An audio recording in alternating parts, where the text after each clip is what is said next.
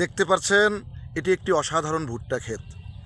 এই ভুট্টা ক্ষেতটি এখনও সুন্দরভাবে দাঁড়িয়ে রয়েছে এবং মাশাআল্লাহ ভুট্টা ক্ষেতের ফলন ভালোই হয়েছে।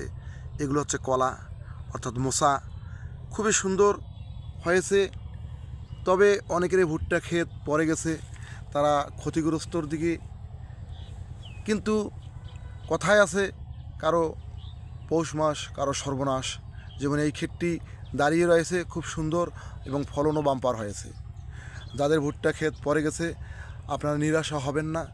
আল্লাহ চাইলে ওখানেও স্বর্ণ হতে পারে, অর্থাৎ ফলন ভালো হতে পারে। এজন্যই আপনারা যত্নবান হবেন, যত্নশীল হবেন, তাহলে আপনারা লাভবান হবেন, কখনোই হতাশাগ্রস্ত হবেন না।